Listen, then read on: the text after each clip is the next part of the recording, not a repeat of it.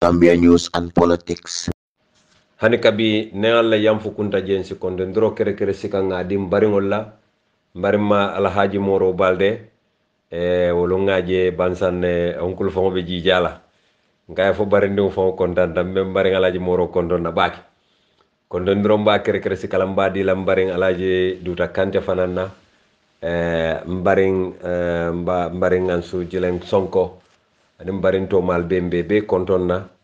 ngotol fanam be kondondiro kere sikalamba dila alhaji bajamba bojang alhaji sekumaje suare alhaji usman dabo koto falli mas nyolo koto alhaji dudu baro nyolo koto sankum baro nyolo koto jawra sedikan nyolo koto mamadou baro nyolo be konton kotol be ngamenu tofo mamenu tofo mbal be kontonna ngam hakilo bulata men hakilo mambula men mbal be kontonna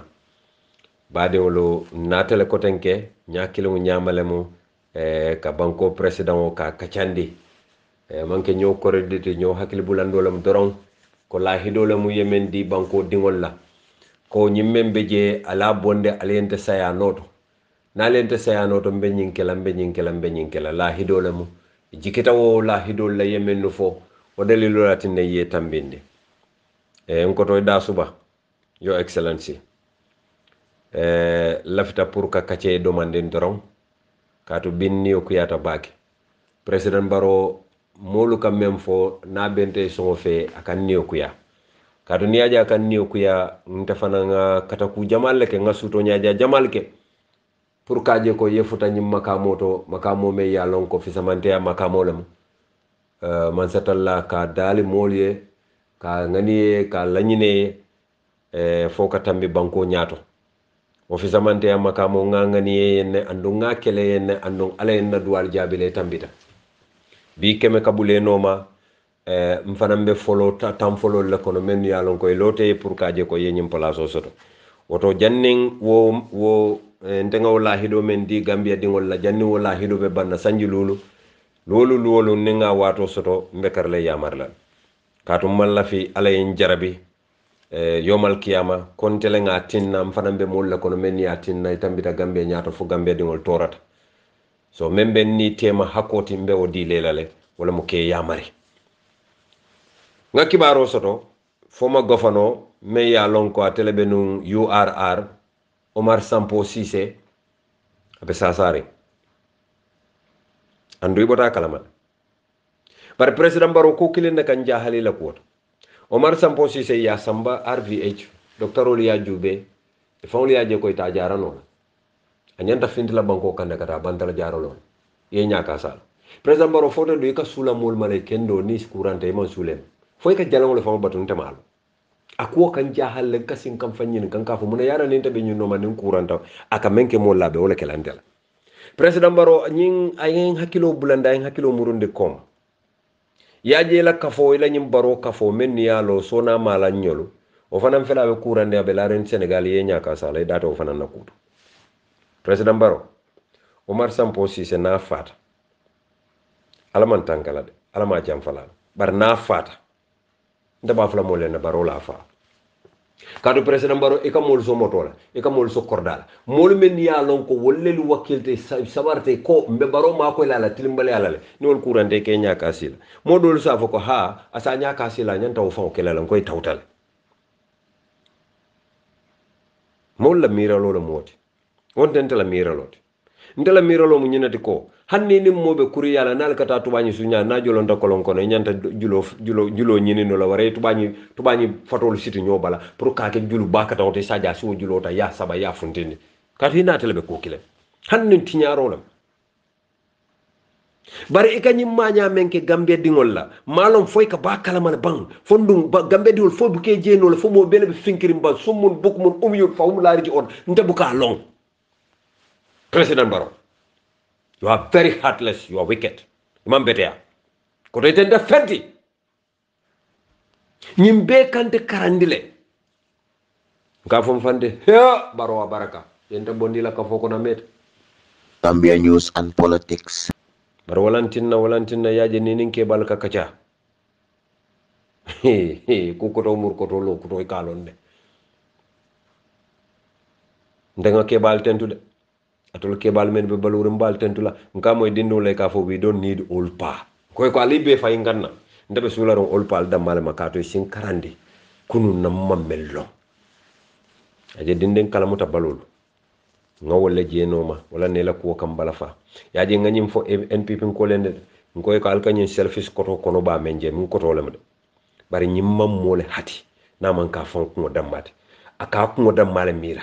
ngam mira president barola ngam mira wotuma ajanna fi sonko nyolo wole kata ko men ke alama ne man ka far kelay wole kata ko men beke kata ban kata dulal to ka kodo donto dalasi wili keme fulanyolo ka bayolu sang aso bilu pour que president baro nganyandi kuranda nyaka sala fafata poko hani biala kumo bukaf ajanna fi sonko kema asis wilani ngawol dolje wala ko kam fatale because wala ko dole donto e saunda baroya e sawu e be baroya e wala ko dole donto e man sonna ko do nyin jola brita e ko do nyin joro e saunda parkas e murta npp bari bi ate kam dala mu na buka diam bade ngam men ko lo dam ma fanam fawonte ya jele say yow at bo wilan abandon lay date wala kuto mbar musu kilingo be jikri menna nterin kanun tew tala ya safi konte nyim fo ya safi yenne de ngalon na be dunia abe lakira atulo benna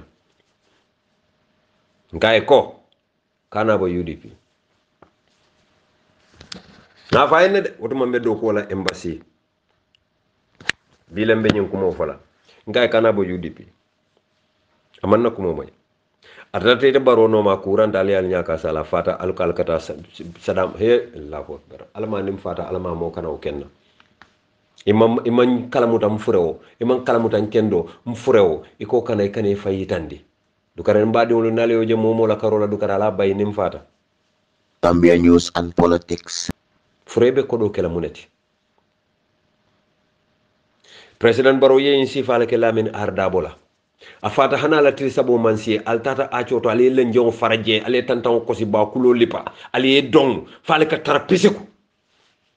fana ale al nyaka sala e kamera la min ardabo nana man soto hana to fon buka fo npp bi mbe bi tembo mento president baro yenyin kilimo la yey manya kilimo la ken koto jere fatila jere fati chief driver akuranta wato wata katula fala ko he bare be wallahi kadimu rasulun tanyanta tala jaro lola nga en koto bo npp amanna ko momay pok afata ale al nyaka sala gambia dingol gambian kolo wallahi nteman gambia kon ngo nimbem fon kunkilen nafa noma bebula la president baro no male baro ko tole mu ko to fom ko to ndet ko tole mu ite bare ko to you are selfish, you are wicked, you are heartless amanke konke tonye na amanke konke kajafile nkam mem fo wala mu tonyade kul ja al haqqa wa jaaka al batil innal batil kana jahuka ngo hadama dul mu allah taala la khalifo lati mo manya na fela ala khalifo la yalon koy ko mennu be no ma porci le moy mallanna etela lan na fana bar membe kering stay house ndengalon na de ngoto ku jama be jembuka fo anu dalilo be mbul men koy bar binnata pour nga Omar Sampolo ko la kacane ku dantan mbew damal le fole bari wole wule nebi ñew ko yata baake Omar ngalo nembitan nem mo kende ba na mantra politique party killing abe APR simbe UDP ala ko kan kamfa sako biring alaji Buba Balde banda wolu nimbe Omar dala nabe kelala because nga feel ko alaji Buba Balde ni mo kita o mu man sa jan din sifa mente no band ngo ko to fala e malo ko mo ne nyini no modol la ko kan jahalele Omar fele laare ngabe kurande mansa jang kolu yimbe mansa jang ko min bamba mas onon 440 jentu kam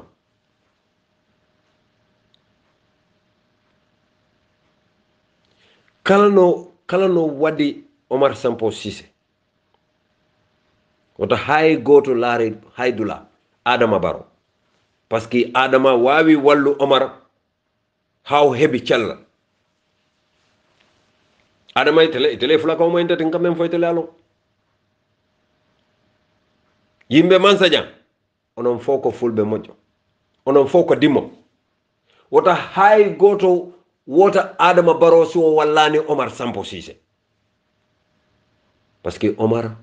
ko neddo Omar love mansa jang. I know that. I am calling on all my brothers. Omar Tako, all of you, all Mansajang, abandon Adama Barrow if Adama abandons Omar Sise. Take this to the bank. Nzano lenga nyaka si Omar lantala kumo fola fang. Barinte manke o dingoti manke o moti. Wallahi hane alaji bubu drame na kuranta ning Adama ya nyaka sala mba fola. Because ngalo ne Adama mu jam fantongolti.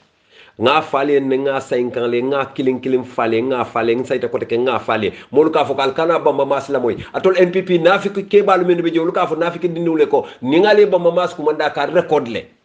ha nga nafiko record le itol imam fan ya fale to nyala fa nafiko ko record le ntetano be mo nafiko te ntama la fi nafiko ko bare hadama ya ni wonata momo non tati takuluta wala kono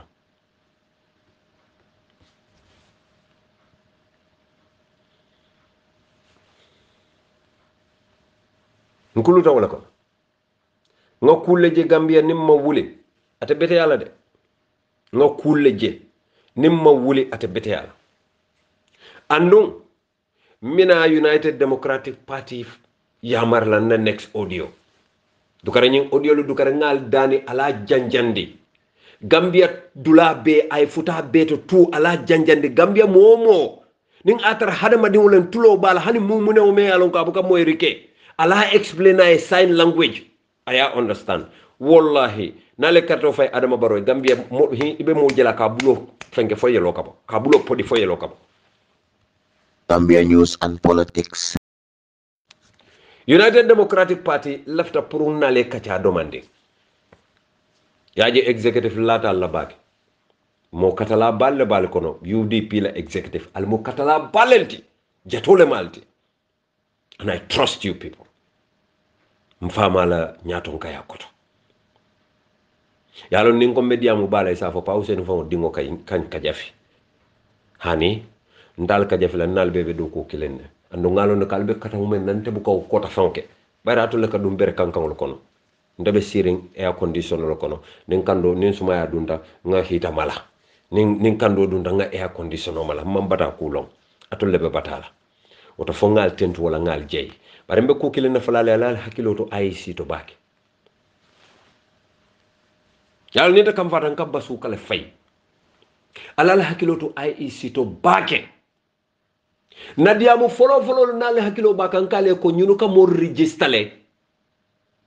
woto ma registration fo ma nyaka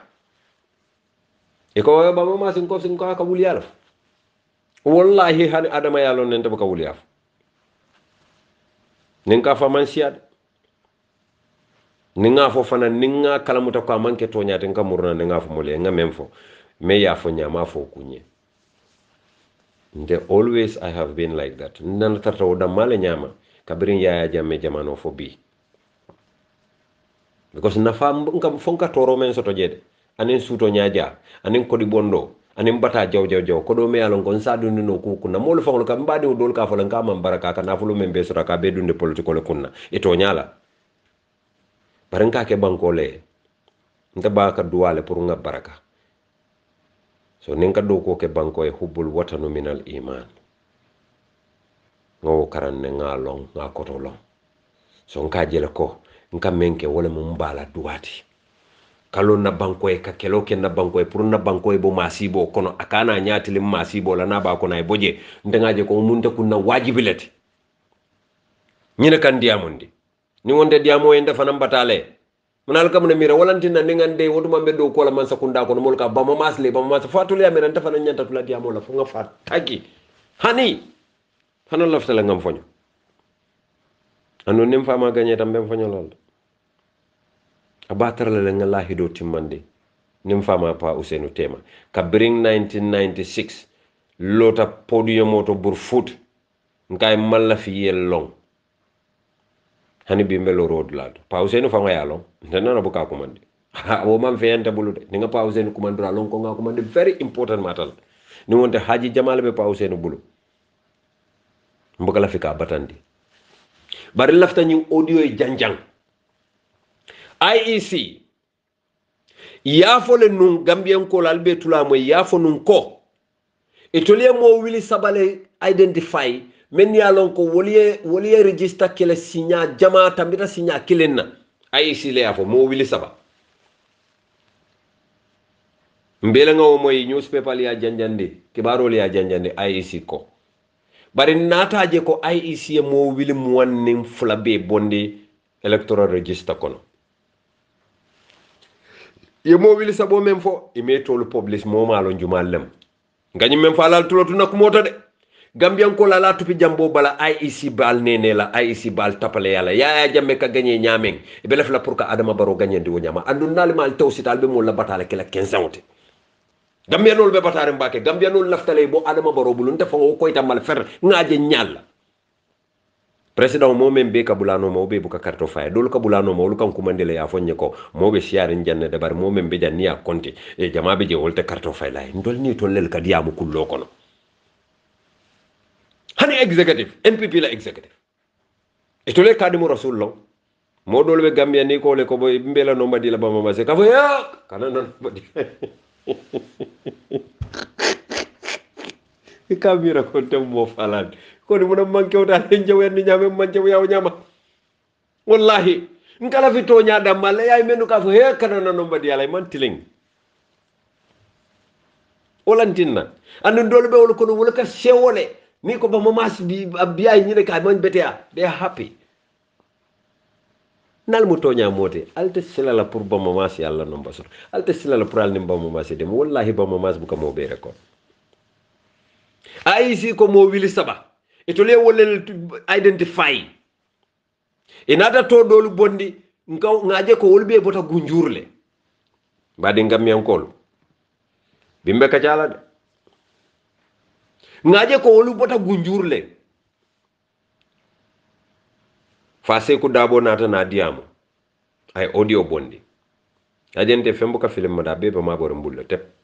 alila moy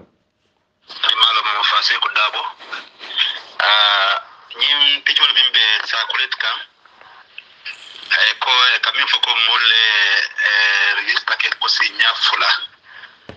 men fula le wala nyinti ko amanke kuso torinti amanke kuso baterinti nte fo kundi wala tata registration center to gunjuru mo register taje nte nga beto snap one by one ka kenna gunjuru UDP bantaba nyin kam malanse molu jube min ya lonko e register gunjur jemen ke banku dinti ani moli fana fi famo jibe mi ya lonko e carte ta janne e dum ime famo je nyim kayto bala ni me famo je ke se report ke ka klemo ke ai si ka tandi minatina ya itaman tra ya atra ko ya wale okay aka men fuja ya jelo le keta parce que dabo le tata wo listo me mol kaje ka foko ha nyulle mo fonkol fasiku dabole ya be snap IEC an gunjuru ta mol menu register gunjur pour kana fontindi isaje menu me tolje wol sita isa fo munan nan to man tara wo listo bala Gambia News and Politics. IEC man moto fintindi de ka foko nyulle lu register ta signa fula waran ka tambi signa fula double registration to babol kaf me double registration IEC man to findindi al tol opposition wala bebe derin tek aliye dey ali al nyakas nata je IEC tundu ikoy mollel to fintindi je mol men ya lonko wollel yowlel tol bonde register kono mbadi ngam ko mo wili mo wanne lulu wo fana imam moto fintindi imam moto publish ka fo nyullel ye double registration o nga nyullel to bonde register kono nga bonde dalil karle kamma albe siring albe dering atol Gambia dingol nen carte fayo sita molu ni la register tata andui malon ko yetol tol bondi le wol nata je koy tol man ta register to abe problem wol nata la banko kan ando janni wo problem o be sila on même faali ngalon bi ngalon non ko to adama barobe kam falan kam mala fay feteng bari quand même fale ngalo ne de nali ka bamba masla kumo mo UDP problème hana killing alta sotol ale IEC kumandi ala foye ko ye tol publish because list of fintita mobe NPP me ya lon ko is national executive member le mo NPP IEC listo diala wallahi billahi tallahi kono nabe diamola ngay listo nyinki nyena akonye he haninta hanyila wala ngay monantina akonye ya dinda malla pet Gambia be kono ngay bar ni nga fo IEC be findila nane ya fo awuman ke tonyati akonye well anyway ntata kayto nyendi no lela bari nga video call ay kayto fintinde nga to dolu je bari ma be je nka entende la nyinde sama mbe yimfola akonye ko yalo atol UDP ko nka hani UDP kute ndonde nite bele ka ndenite bebe UDP le mbe dilo la ite yalo ntengalo akonye wato do ni ngala kraw jenki jola kam fara wala nanka kibarul kiyena pour sama kamala nka etente wala don problème dal ngalam kade mo rasul ndanga fo president baro en nte penetrate le fo la randa ko ndemu nyepetolti bari mbe mem fo la UDP e nali en nakumo moy wala mo nali ma moy du kara li kuma kan janjandi IEC ye funti ye listo funtindi ka fo moli ko nganyun kar nyol tol bonde listo bala e mantara registre role bala pour carte fayo na sita nyo sabakana traje ni wonte albe problème o sotla problème o membe warla ibe moli jele mina e to la listo to pani ibota NPP wara ibota parti dote la moli display IC na fo no ali bule carte fay bula wole carte fay moltinalo na jumala bota je moltinalo jumala mamboje mo be mina carte fay la dolba fay la signa fo la dolba fay la signa saba ngam fale ngalo net yalon NPP ko biri yaje ko almam mamman atol UDP ko manta ay revising court and woma la fault lati e kumata la ko UDP ko le lunta wala register wara UDP ko le mo le register wala tinna e man hanyala tala revising court NPP ko ko wala fa andal fon lu ka moy NPP ko wala fa alma al fon lu ka moy albe deri andum be ngalo ne NPP ko le lunta wala register mbele ngawlong du sano lota Gambia be nyaati wala janne wulu sano ako molu menu tata futu wala Senegal wolbe murana ne na register Gambia mbele ngaw moy akwa be UDP ko lu yamar la wala sa isi wolon ko modol be Gambia modol be janne men yalon ko findita Gambia ko ne tata futu wala bantala ngamira mbele ngaw moy wol minale nga bosol je nata andu ngamoy le Adama Barrow la meeting dula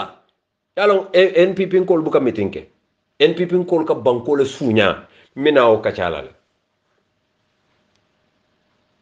ngamoy le molo ta plateforme ta ko nyim frontière do sa tol men be bijal be na lena president Barrow fasa ale register le president Barrow fasa mbele ngawmoy annonte meta fula Gambia di len ko Adama Barrow malon faning IEC be bulobe bulukili ne ba bari ye lunta on register la jama ba e ka fo nya hani lafta men ne mo soto atol salon aliente si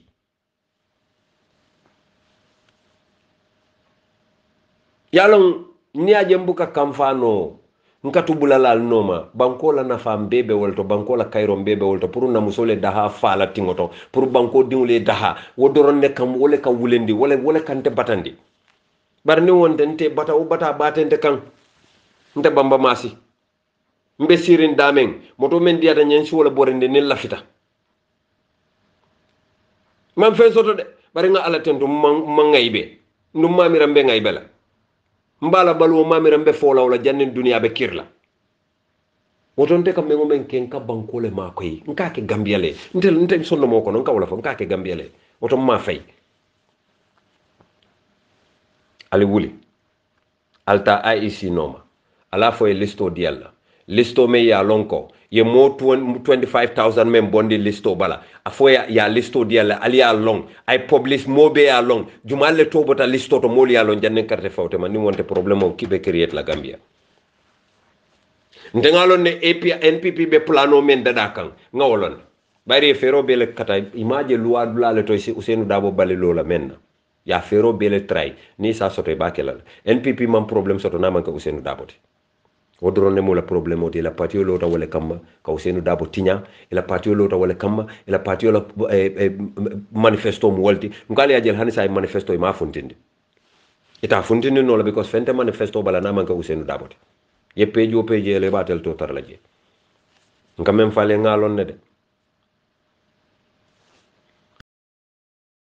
badi Gambian kolu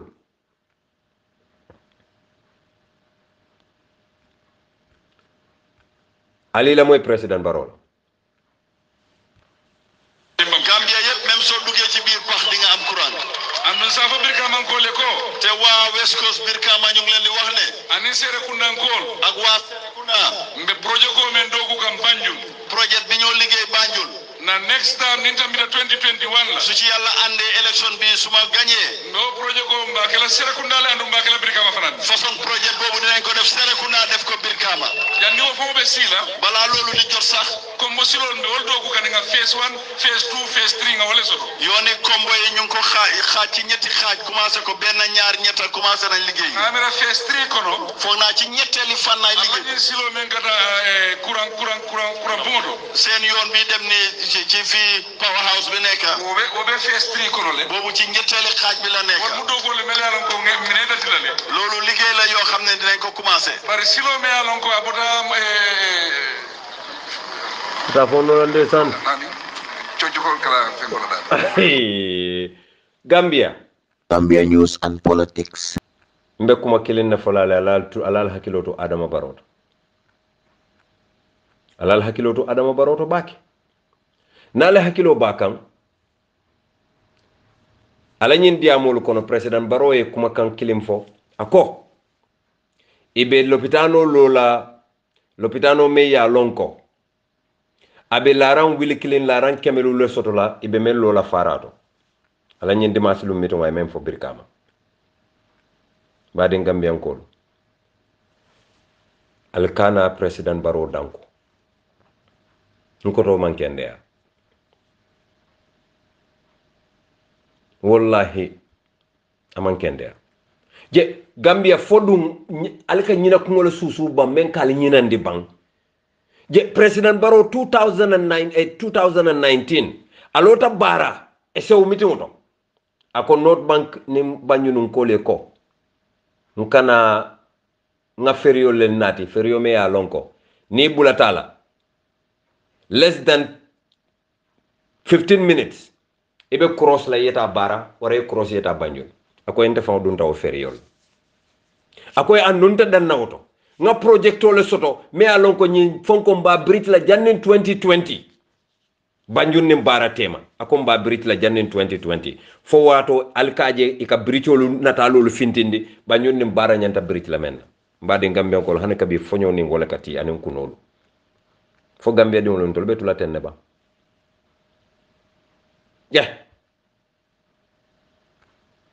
President Adama Barrow nyantantol nene la tenne ndol nga tara ten doron nga tara ten lankatan dang nyakilu nyama sawosa nyakilu nyama sawosa promise and fail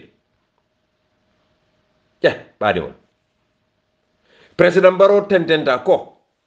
nga boholol sobo nyim banko kan pour nga gadinol sobo nga misirol faram mo nyim banko kan nga promise o sobo kari wo kari mbe bohol nuno nyom bolola ni o check sama kono bohol tan woro nyandol mo nyim banko kan mane ndawle ko min sentul alhamdulillah ni ñaan do do tan amna legi fu nekkani li ko xam moy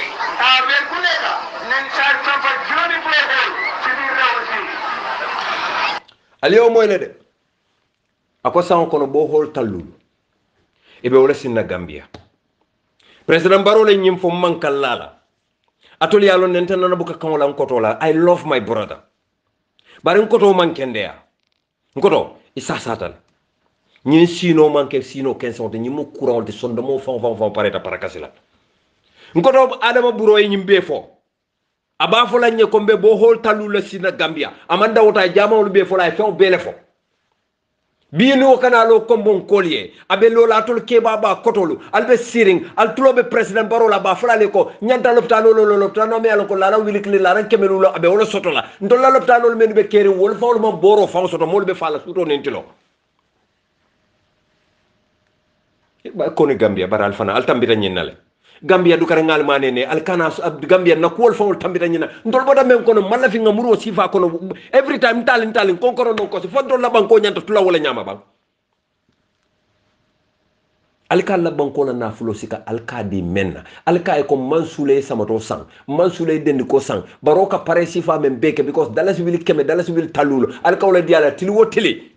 menna la jiba kono kodo man killing alka nyindur nyimu do roda malte de nyin tu ko ni fonkol ni place asi ni supaka nyagnol ibe nyim wili keme wil talulo be mu supaka nyani place asi ni fonko da malte nyin don wolu karwo karim be kar le jola kar fa jo woni nyin jiba kono kodo wol man killing je aliyo beke adama baroye mbade Gambian ko akana lo alu nyatili wala every sawosang adama baro se kuma kuto fali baral ka fokale nga banko to abul ale nyine ke ya jammele jan be fa aymbe sene aymbe bute aymbe yemandi wobe alba fly babil mansa sala pempem mansa ya jamme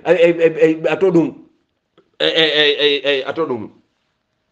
babil albe dolba fly Nasiruddin dolbe tosifa be fly cheikh professeur abem fala abem pukala abem senel abem lipala cheikh professeur al nafiki male tosifa bedi ya jambele jang bira bota jam mobe bato akidota ntama la fonyina na alakantol bu saba Gambia nafiko siata fa tambita Gambia news and politics. tela kumo nanate dialaliye ni aje kebal ka duwante alfamu kalafolu alala woliyol ka duwanye yalon ne ko bamba mas ka to nyaale fo ñinen nakko dendi nana taw bulala nana ta bulala fereng nimme ya mirante babulala ke fanne nene nte ni be diam la nyen kala moy la ko la bari fo mbamu dal fo ndamu dal o benta fa wala bul fa an kunta minhum fa bara je president baroka ñine ken tolla sawosan nana ta nga promission soto nga promisi ta jela kodo janni ninta damiro la bantala banko kan sarangiri yalla yen sada kodo la pour ngana banko doku janna be futal ne ya be tala nyotema mafia groupe ya be domo faya ba pak nimmen kabe diamu le ko be tonya fulay do tumi bakata le kay temen bonne no le fanka nen ala la demaro mal leka to wab karando billahi wallahi lakira nale momoy wurla ba fala way mbante anda ka man ninka kan la fo kana jube fam Gambia to wab karando nale momoy ba fala way sumandey anda ka sura korf kana jube roke Gambia surwalam nale memo ba fala way inna miyo andum fulolem aka fula kan la fo way nene hani ma jube Gambia to wab karando lamu nale momo ma ba fala nje fanke hani man nyunu ka roke Gambia jolal tuli amira tulbe en senela la ko do domola la ya katal kono ay tuja mankal kono karira den simmati fali o mira hatta jurtumul makabira kalla sawfa ta'lamun summa kalla sawfa ta'lamun kalla law ta'lamuna ilm al-yaqin la tarhuna al-jahim summa la tarunaha ayna al-yaqin qala tabaraka wa ta'ala fali jahannaba jedro hanali futa kaburo ko albe mansatalla tarlaji ala me ya lonko atela nyafuro wala diminta wala sembo warta nyafurol beti inna bata sarabika la sadid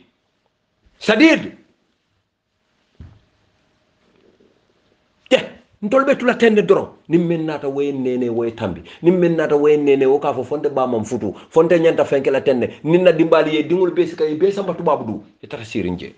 e kon mol feroci taja wala yaketenne ndol fanam ba kelaw nyam andu mbiri ba nyene le ma o faliyede al ko hani kabi ali ngetuje albe kayro soto no la nyaadile ala bu ka kole yalla mo kan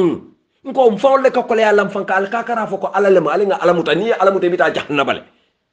wo kan ibita jahannam because kole ya membelari kay faw le wole fankan al kalo al kaf mo le ko ha ala ko yela man sabunya ala ko ala yo fali min to ma fanne ni ala yo fo munantina be annabiyumul kila frawna kam fo ala la ma ke mansati munantina be annabiyumul kilam karuna kam fo ala la me be tambinde ni ala pareta te si butu keso banna ye fa yeta jahannam munana be annabiyumul kile kam pour takilon pour nga jeroke pour nga fahamuroke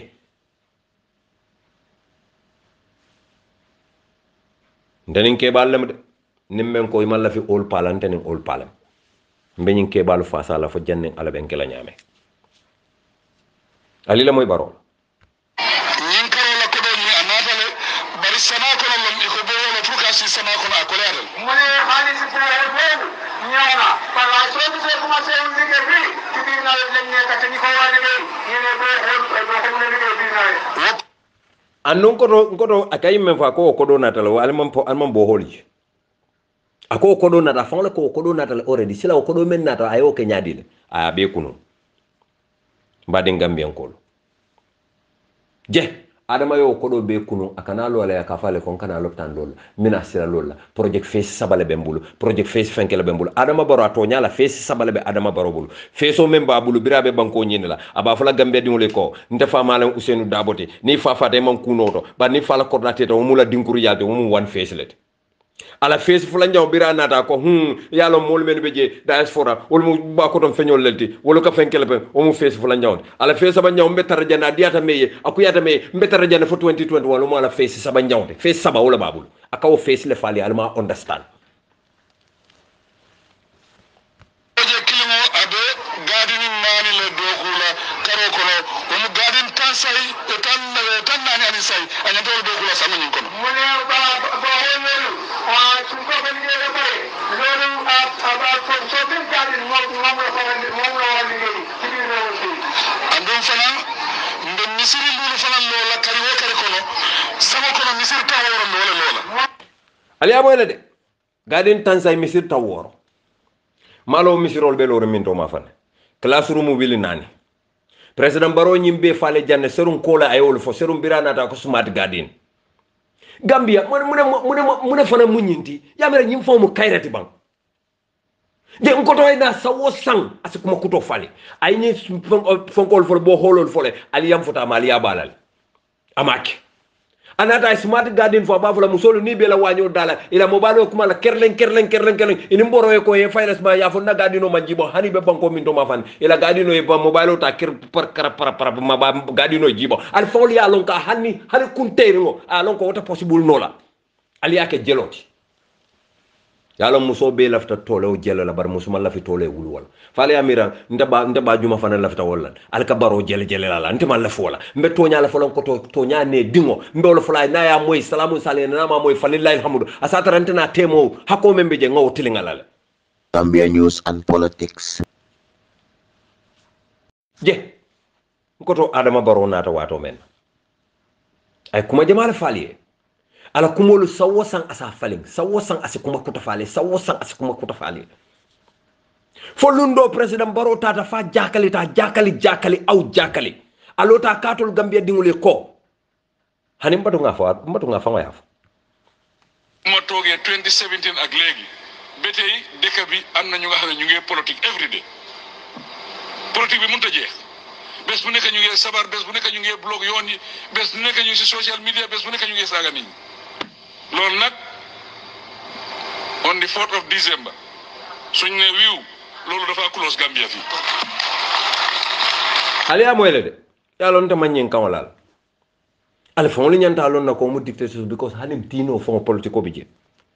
because foy kuma kan le bonde moye nyoto ayna lon ko yara fay ka ala men fo nyinam rabbu samawati wal ard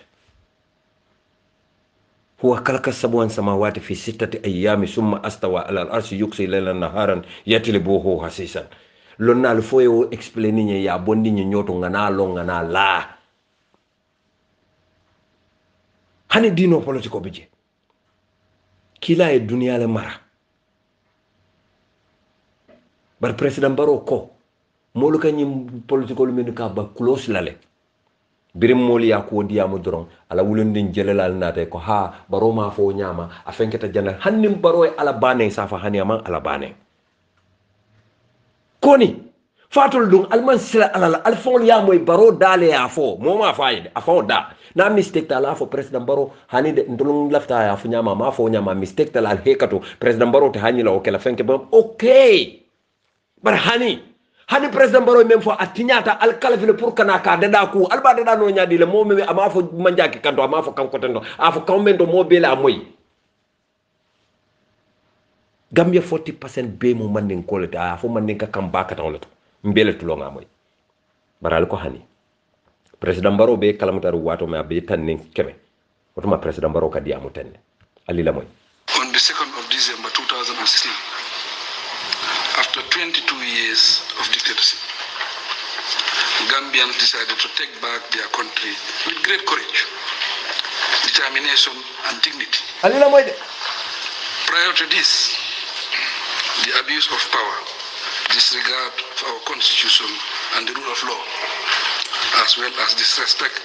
for the fundamental human rights of the Gambian citizenry were quite common. The system was so bad that a lot of people have to leave this country, to live in exile.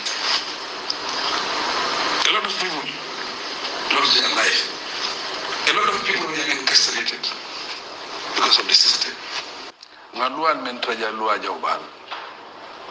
Luar me along with democracy fasa. Gambia was disconnected from the world. We have just assumed the task of governing the country after decades of ruthless dictatorship and self-imposed isolation. We had a dictatorship that thrived on bad governance, human rights abuses, bad policy choices, and negation of the rule of law. A dictatorship that cost us our friends. A dictatorship that cost us our friends. A dictatorship stances whose conduct deprive us of development and aid. aliya moyle yalonte wallahi ngabaro kanule barata lon no la because nka diama kan nyame ka fayne ko ha ba mo maske kajafile amal la fila bar wallahi nimbaro na la kullaran kacata Gambia mome ya kanu na tambita futu musolla men tambitante la bama na fama kola aman soto fa bari musolde anem bulle nim moro ol kola moma kanu katambenna lafta lay ku kendoleke lafta kana Gambia dingul nene lafta kana kuma foy mente soto la fereng ñine kan kamfa because ngalon koy ka nenele ngalon koy ka kuma kaw men faye ko tolewle mo ale ngala kodo do mo billahi wallahi tallahi wala fonte ndo ngani kuma kaw sayin kan si nyam malo nangam jumalem bar hani kabi iba tulo nyimi kan do ka fay kana bamba masi danko watel tambita ngam foñole sayim fang bar watel tambita hanin diamuta state house e ka fala ko molo be jamen ka kumolo fay e ko ka molle silandintela ayatin na modul be je ni koy bamba masi do ka fo he bar wallahi momo lafta to nyale be la filantela because ntenga Gambia kanu lenga kelo ke Gambia ne sanji muwannim feng sain be kelo la ma ke feng kam ma ke ya jamme kon kamma ndama yaya kon ma londe sako ka kon ala banko ta man ni nyale man diyenye ngaje baro yo samato le dunga kurto dunga den ko dunga na fo dum na lota ko yaya jamme a alko polisol babulu fonkol babulu membe ntabulu siata ya jamme tate kumata nyembe falen kanne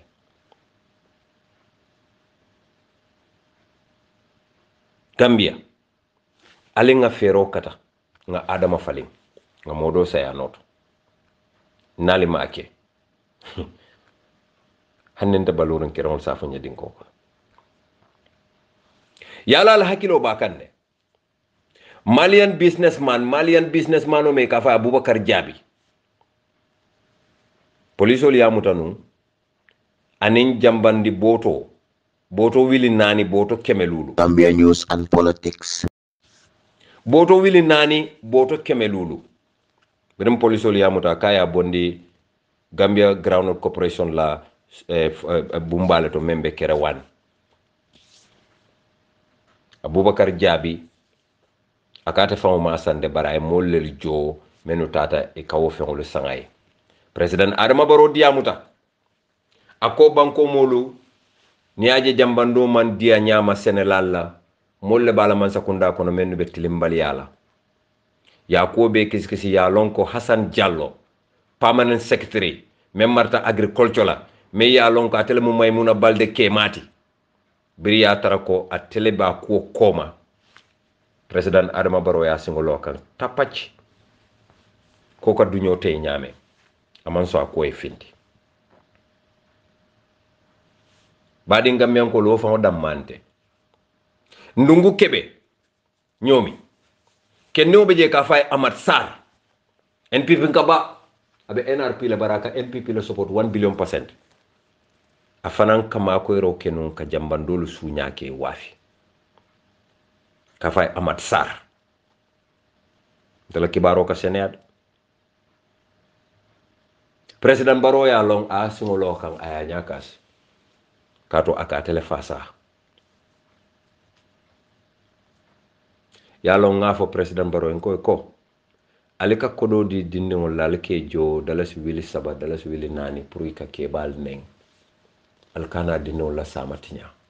ete President Barrow dimbuka keba neng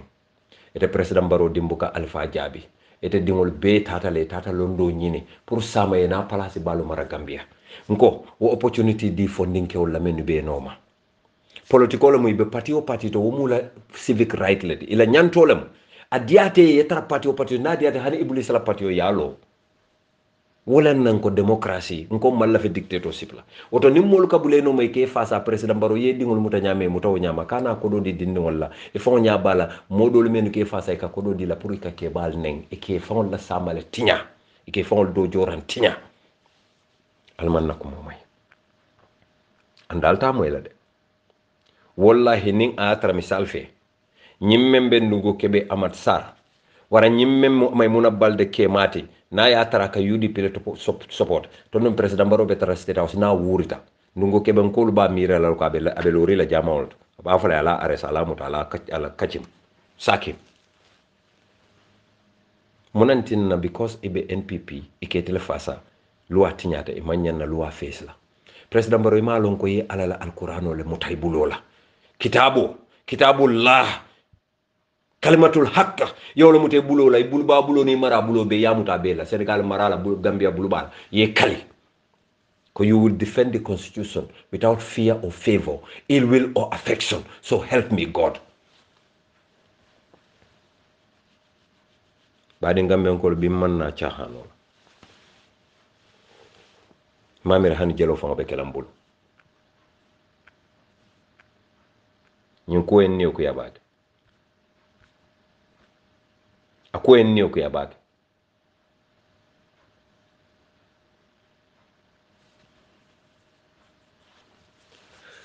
Bansal Lopitano kabo March karo 2021 kabo January karo til woro kata March karo 2000 March karo til nani 2021 Quran la fa ni malo Quran ka fa aka mala tilimbali akan sasa tolu mota woro kewolto mota woro ni say musolto wala fata Bansal Lopitano ñaabe tilinde record la Bansang hospital la record nte ba mama aslam ñepeto le lafta fa fe lon nan kalon bena fu lolo bondi la dorom kabo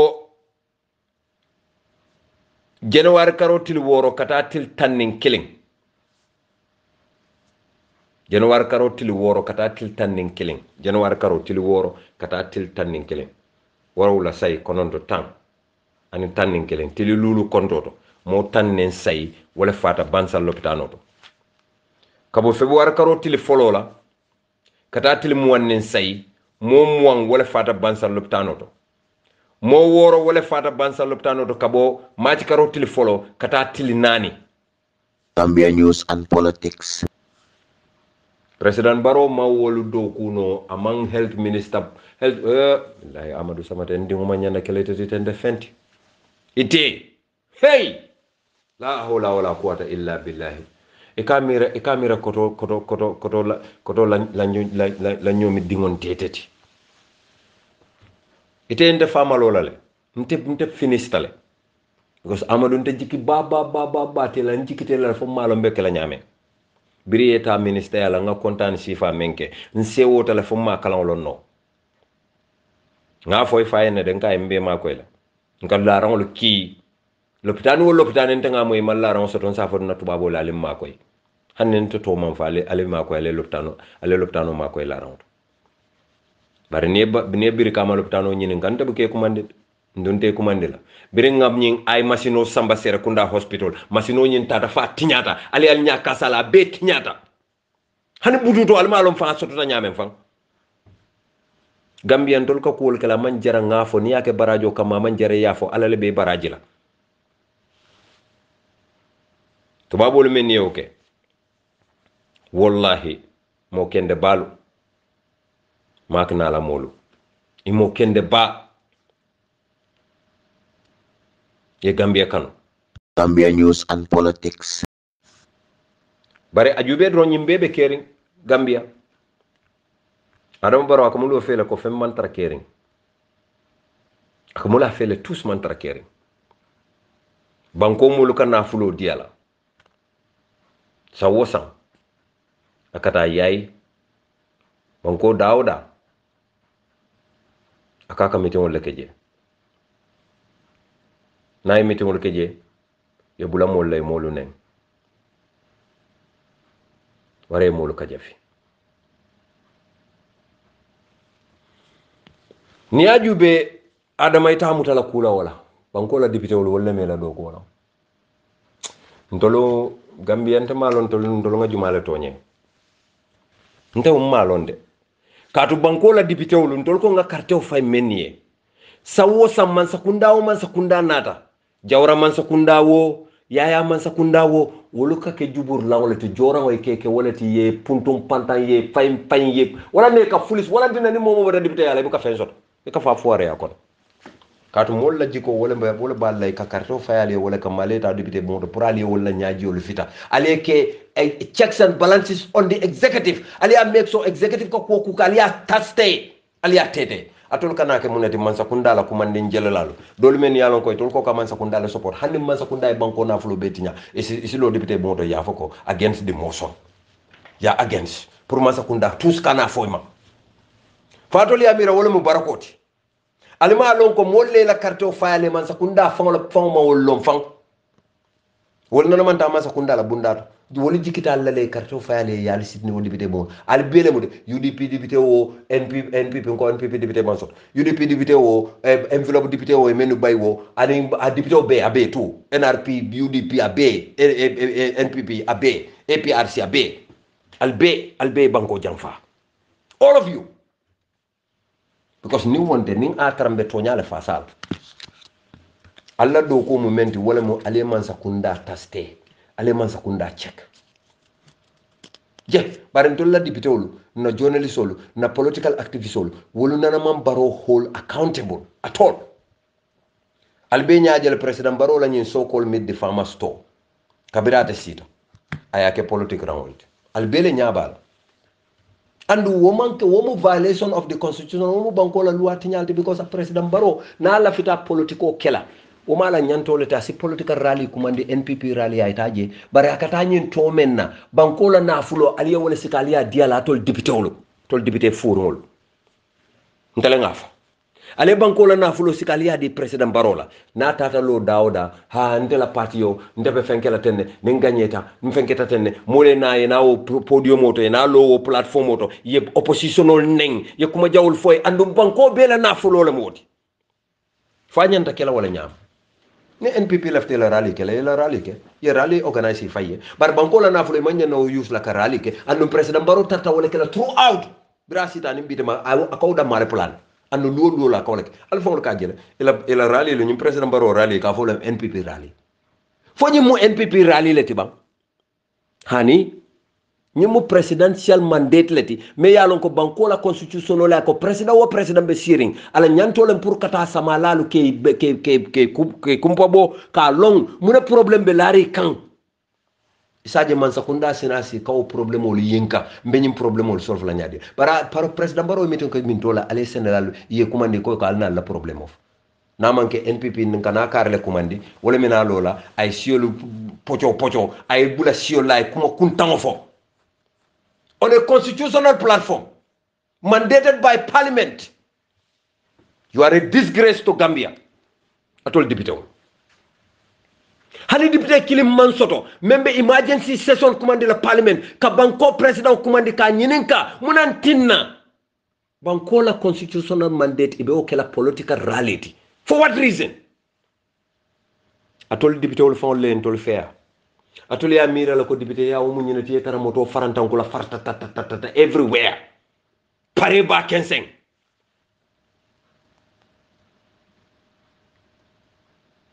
wari hata jurtumul makabira abe albe ala tarala kabur ko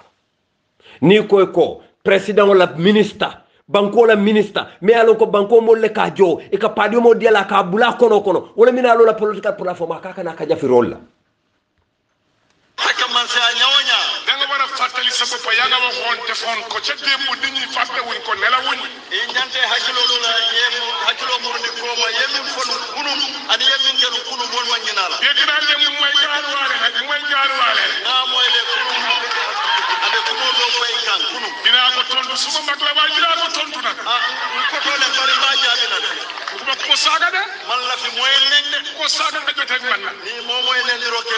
way nen bu mu toj nak len bu mu nen dañ ko toj bari naay kilo kilo la ma xeyna ma wax len mu ne ako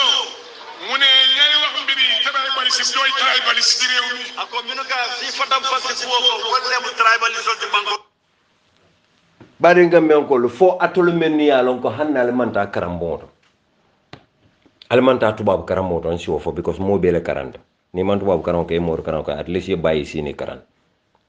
fo banko la constitutional mandate president mid the farmer store fo wala nyanta kela ño jaabi dulati ba he gambian ko lal kafea he gambian ko lal ka tawal fanna he gambian ko la tolle mal fankan at least ngamira banko bele nyanta nyim fola hani NPP ko nyanta fola hani de nyim mu tapale yalati ni lafitan na politiko ke la nga rally commande NPP bari nyim men ka keten womu banko la constitutional mandate le president na da jawara yakele ya jamme yake hani ku koy na tarta je num ima bondi abakelal Gambia News and Politics. hani député wol be kodo sikala badi la president la ya allah la ilaha illa anta subhanaka inni kuntu minaz zalimin je mbadi Gambian ko mambure njaay lotal la député bungoto ali ñaatilingo la akale ko dalasi kodo billion fula million keme lafita pour kawole puntum pantan sanji sabakon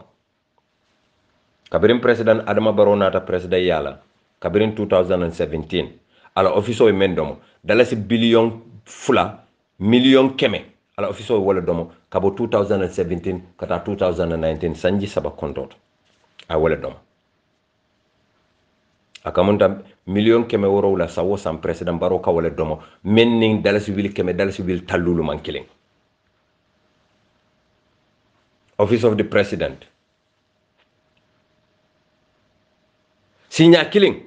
dalasi million keme dalasi million talulu yo woltinya 2018 damma kono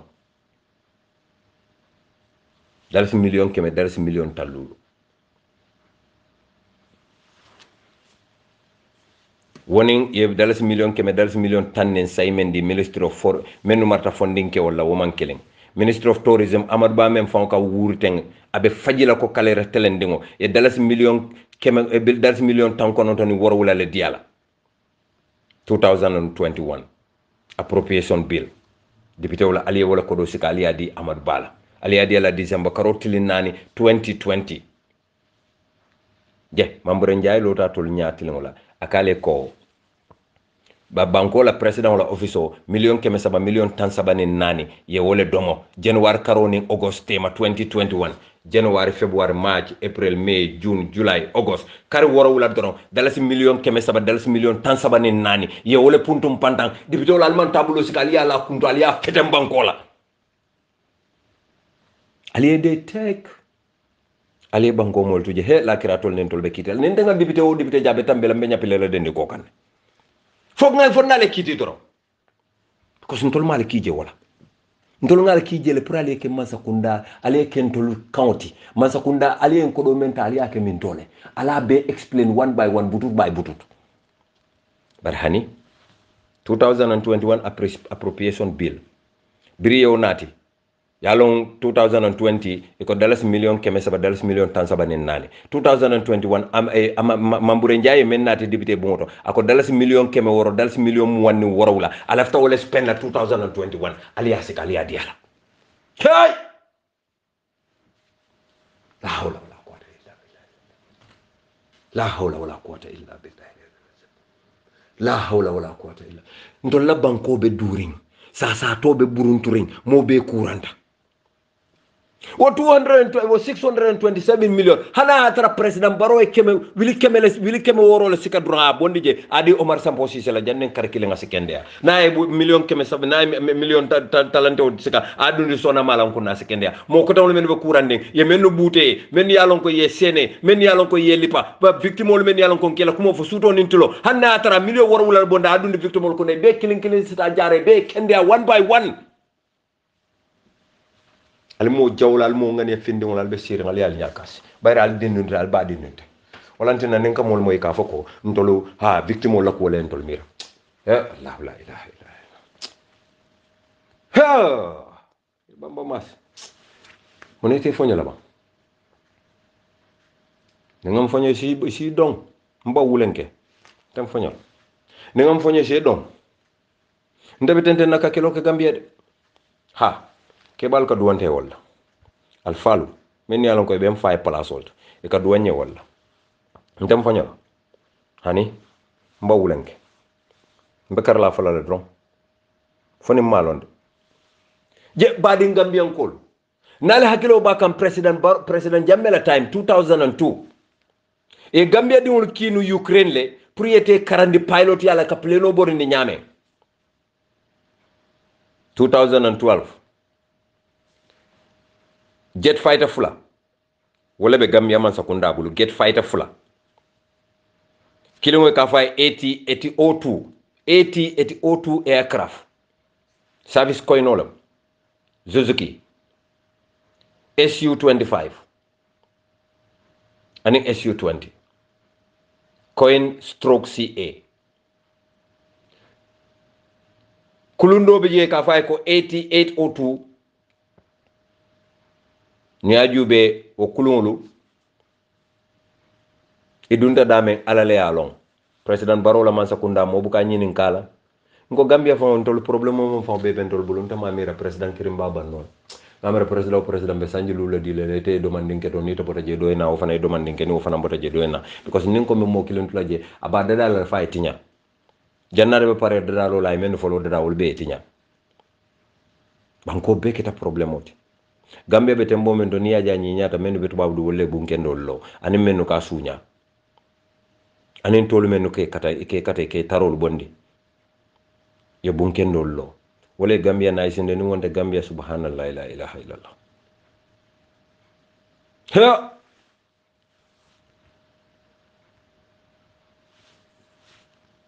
Gambia alama ala endema alama man satalla endema kila hormoto Gambia news and politics. Yalong Gambia nyantang hakilo tula bake nyantang hakilo tula mfangolto nyantang hakilo tula nyoto kato alayin karafa nyomale ku anfusakum wa alaykum naran alayha kuduhan nasu wal hijara alingam fantanka dimbama wallahi kullukum rai mbemu kantar laldi kullu rai maskuri ar-rayati kantar la ibe nyinin kale la kantar fiola alingan hakiloto president Barrow diamu telefani nata amman hakilo ma tano alila moy bari silo me alon ko abuda nani chocho ko kala fen ko dal ya jele ama fono walantina kende nyin ko alila moy assalamu alaikum UDP voice MPP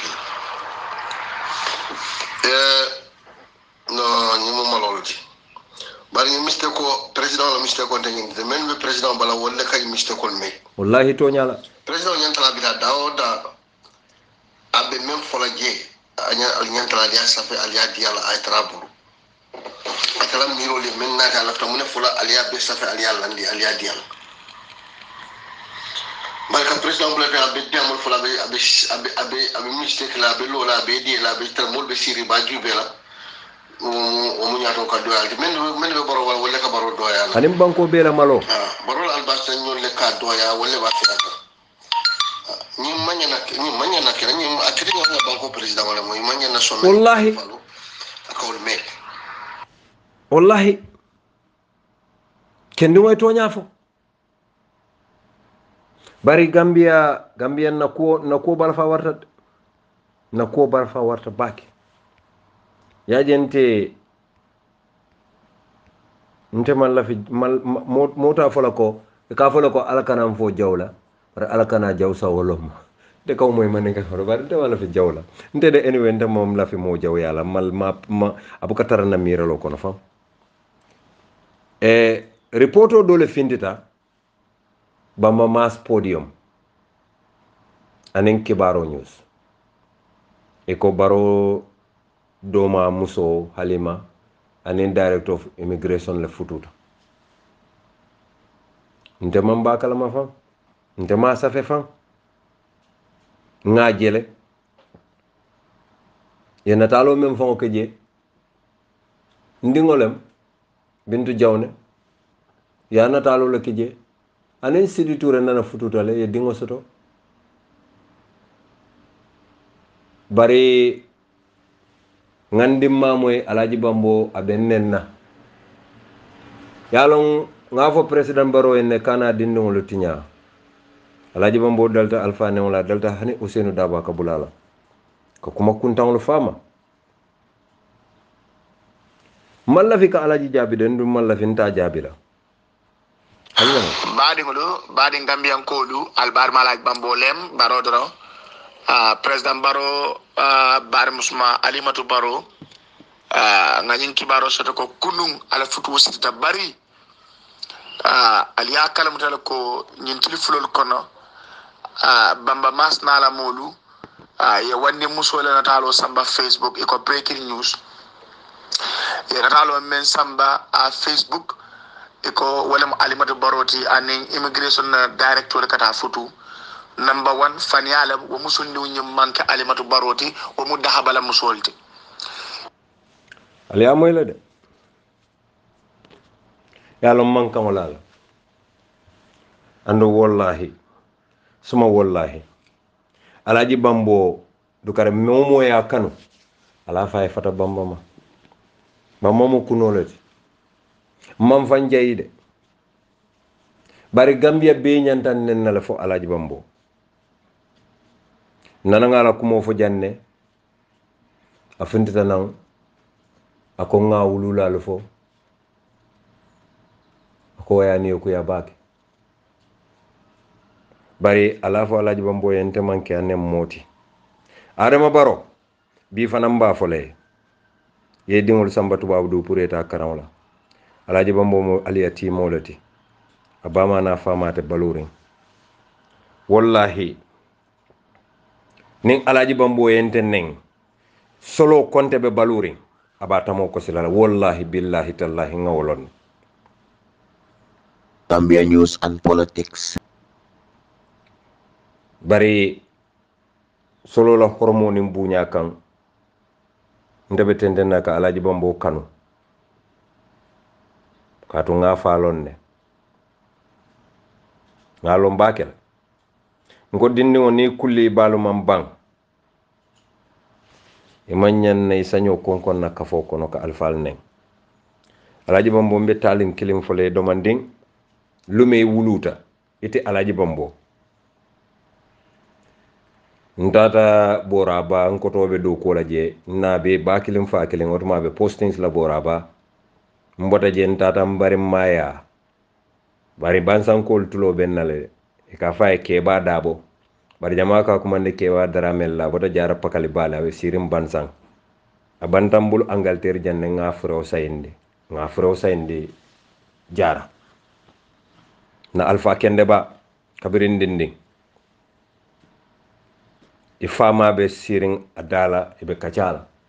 akay ko masima fele lafta mola kila no pirikama ba pa banjaya na onkul ko nye ko masimata ko akay ko nyinki ifama yentele ki pour ngata pa banjaya makuru sang pour ila kullio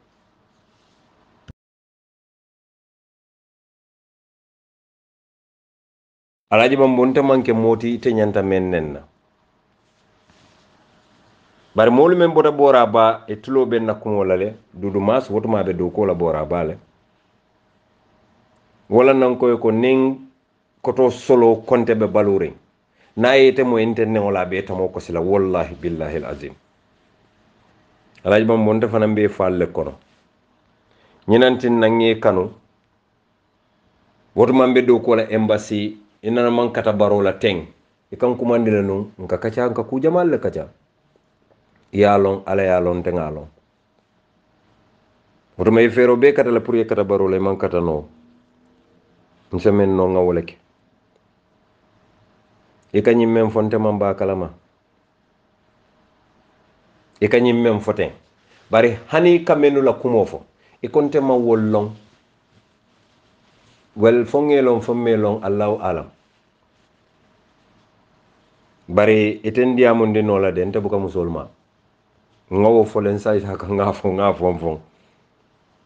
bari akan niu ku ya bake nimbaro keke joronta be tinyala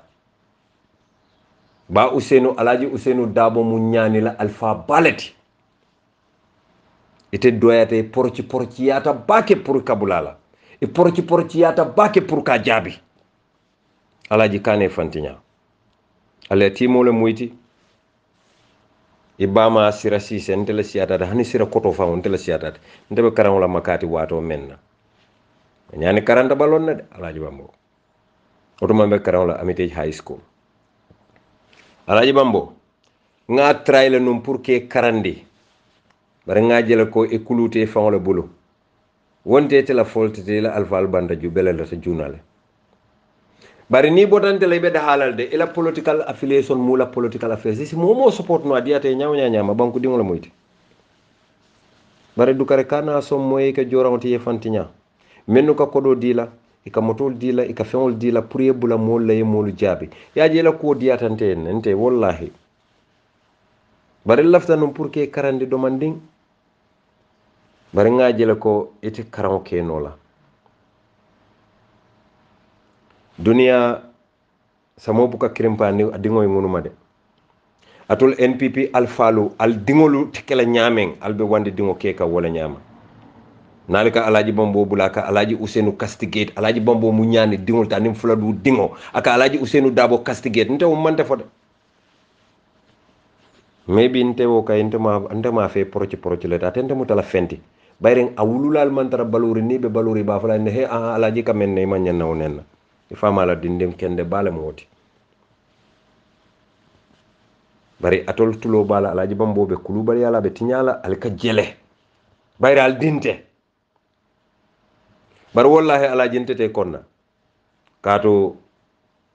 ifama anin kila sallallahu alaihi wasallam la ko kan nte dum wala bindano leti yam futema dunya ani yawmal qiyama abi ureda radiyallahu ta'ala anhu ay nyim fo kay nyim mutakila la sallallahu alaihi wasallam ko momo ya bulo borindi al yatimo kungoto e bulo mata kunti nyala man satalla ka ke barajolati oto kamalante kam faale kama alama man satalla ke de marlati alama e wululal te balorin alama alay say wululal noto aye tete aye ma koy isa jesi barka ya jela ko ka diande wato do benke la moy fan ila audio doli ke kinya nan ka jele ila nyin surwa ko odi ata nyebake badin gambian ko lu bokke wala be dawda nin gambia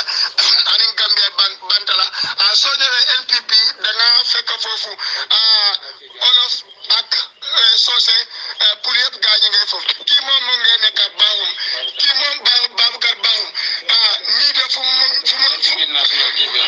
MPP national TV at work babukar ma ngay nuyu yow alaji layu na la okay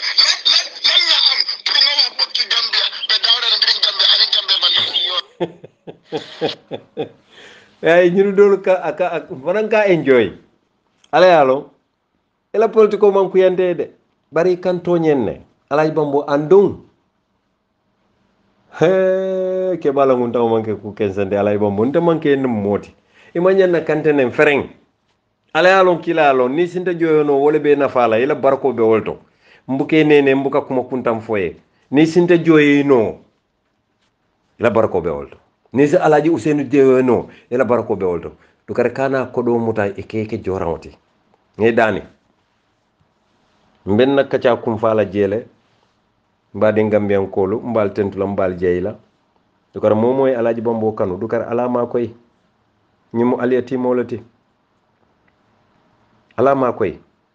wallahi assalamu alaikum wa rahmatullahi ta'ala wa barakatuh ngal tendo ngal jey Gambia News and Politics.